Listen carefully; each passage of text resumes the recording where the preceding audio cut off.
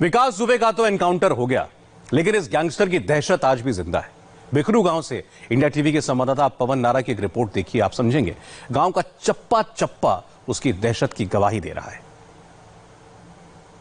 बिकरू गांव में 30 साल से विकास दुबे का चला रहा आतंक आज खत्म हो गया। आज इस गांव को आतंक से आजादी मिली है। इस वक्त हम पंचायत घर में मौजूद हैं। वो पंचायत घर जिस पर खुद विकास दुबे, उसके परिवार के सदस्यों का पिछले 20 साल से दखल रहा है। उन्हीं के परिवार से कोई न कोई हर बार प्रधान बनता आया। आज यहां से और बरामदगी हुई। वो बरामदगी दिखाती है किस तरीके से सिर्फ तमंचे, बंदूक और गोली तक मामला सीमित नहीं था। पुलिस ने यहां पर कुछ क्रूड बम बरामद किए गए हैं, जो कि बम टेप, बारूद और कील डालकर बनाए गए हैं। ये क्रूड बम हैं जो आज यहां इसी पंचायत भवन से हासिल किए गए हैं और ये बताते हैं कि किस तरीके से ये हरकतें करते थे। सिर्फ मकसद इस तरह के बम का होता है कि दहशत फैलाई जाए और किसी को अगर डराना धमकाना है तो उस पर बम फेंकने के लिए इस्तेमाल किया जाए। यहां अगर आप देखेंगे, बमों की बरामदगी के बाद अब बम डिस्पोजल स्क्वाड पहुंचा है गांव में। एक बार फिर यहां तलाशी ली जा रही है, ट्रैकिंग की जा रही है, क्योंकि पहले सिर्फ हथियारों को तलाशा गया था, लेकिन अब जिस तरीके से ये क्रूड बम सामने आए हैं, उसके बाद बम डिस्पोजल स्क्वाड अपने डॉग स्क्वाड के साथ आया है और यहां विस्फोटकों को पहचानने या पकड़ने की कोशिश की जा रही है, क्योंकि मेटल डिटेक्टर के बिना इस तरह के क्रूड बम का ढूंढा जाना थोड़ा मुश्किल है। इसलिए अब मेटल डिटेक्टर और डॉग स्क्वाड सबको लेकर यहां पुलिस पहुंची है और जिस तरीके से यहां क्रूड बम मिले हैं, उससे जांच का दायरा और बढ़ गया है। यानी सिर्फ ये लूटे हुए असले तक का मामला नहीं, बम, क्रूड बम भी यहां इस्तेमाल किए जाते रहे। विकास दुबे का आतंक गांव में कितना था, उसका जीता जागता उदाहरण ये कुआं है।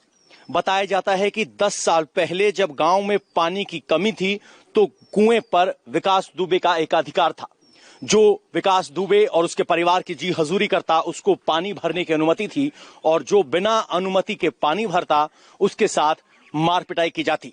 इतना ही नहीं, विकास दुबे ने 2014 में इस कुएं का जब जीर्णोद्धार करवाया तो अपना नाम लिखवाया और रिसोर्सेज, ताकतवर इंसान किस तरह से रिसोर्सेज पर कब्जा करता है, उसका जीता जागता उदाहरण ये कुआं है कि गरीब आदमी इस गांव में कुएं से पानी नहीं भर सकता था जब तक विकास दुबे की अनुमति ना हो। और अब उसके मारे जाने के बाद इस गांव को विकास दुबे के आतंक से मुक्ति मिली है। माता जी, कुएं से पानी भरने में भी कभी दिक्कत आई 10-15 साल पहले? हमारे कुआं जब से भाई शादी हुई तो कुआं नहीं है। जब से कुआं नहीं है? नहीं, नल है। पहले से नल है। हाँ। और विकास दुबे मारा गया, खबर मिली तो क्या हुआ? गांव का क्या कहना है, गांव का क्या सोच है? क्या भैया सोच, देसी तो आपकी मर्जी है। अब बाद में किस तरह का व्यवहार रहा? कोई दबंग था या जब मदद करता था, किस तरह का व्यवहार था? हम लोग के साथ में हम लोग गरीब थे तो मदद करता था। कोई भी चीज मांगते थे तो मिल जाती थी, मदद करता था जी। तो यही वो रॉबिन हुड की इमेज उसने बाद में बनाने की कोशिश की थी, जिसके आधार पर वो माननीय बनने की कोशिश में था विकास दुबे। परिवार कह रहा है कि हम गरीब हैं तो हमारी मदद करता था और इसी तरह की मदद देने से पहले उसका आतंक आगे चलता था और उसने विकास दुबे को एक बड़ा बदमाश बनने में बहुत मदद की। लेकिन विकास दुबे किस तरह की बदमाशी करता था? बेटा ये तो का नौकरी के वो ही जान सकते, हम लोग नहीं जान सकते। क्यों? गांव वालों को धमकाता था। अब गांव वाले के लालो जो कोई उनके पास जाता था धमकाता था, हम लोग जाते नहीं है। नहीं, केवल जब गल्ला बढ़ता था भैया तब जाते थे बच्चे मारे गल्ला लेने के लिए, बाकी नहीं जाते कोई ना। तो गांव में खौफ था, डरते थे विकास से? हाँ, डरते थे, सबको डरता था सर, ये नहीं मान लो करके झूठ नहीं कहेंगे, डरते थे। किस बात से? ऐसे डरते थे कि मान लो आप आए, हम तो धमकाने लगे कि आप बता सकती हो बात। अब मैं कह रहा हूँ कि भैया हम नहीं बता सकते। हाँ, है बात सच की गलत है?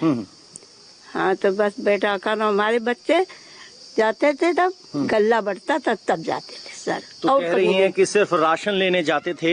हाँ। खौफ था, कोई तेज आवाज में बात नहीं कर सकता था ना? नहीं, कभी नहीं। और किस तरह से दबंगी दिखाते थे वो? मतलब इसे नहीं, मैं लोगों को दबंगी दिखाते थे मगर का नाम करके उनकी बोली कड़ी थी। तो पड़ोसी हैं, गरीब हैं, ज्यादा खुल के नहीं बोल पा रहे हैं, लेकिन इतना जरूर कह रहे हैं कि उनकी बोली कड़ी थी। आप समझिए, जब बदमाश की बोली कड़ी हो तो उसका मतलब क्या होता है। इकलौती अम्मा है पूरे गांव में जिन्होंने 2 शब्द बोले हैं विकास दुबे के खौफ के बाद। विकास दुबे मारा गया, पता चला अम्मा? नहीं, मैं पता चला बेटा। आज मारा गया। धन्यवाद बेटा। क्या हुआ? धन्यवाद काहे कह रही हैं? अब ये हम कह रहे हैं कि बेटा मारा जाए, हम मर जाए तो कोई कहेगा फलानी मर गई, तो ठीक है, धन्यवाद। अच्छा नहीं है, खराब है, या खराब है तो अच्छा है। तो माताजी के मुंह से निकला धन्यवाद, तो आप समझ सकते हैं कि मन की स्थिति क्या है। शब्द जरा नपे तुले निकल रहे हैं और यही खौफ की निशानी है। लेकिन अब विकास दुबे नहीं रहा तो जरूर ये खौफ दिन पर दिन कम होगा और कम से कम इन गांव वालों को खौफ से आजादी मिलेगी।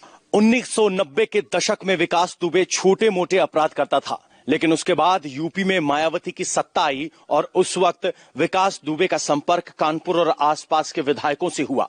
अब वो विधायकों के इशारे पर अवैध जमीनों पर कब्जे और वसूली जैसी हरकतें करने लगा।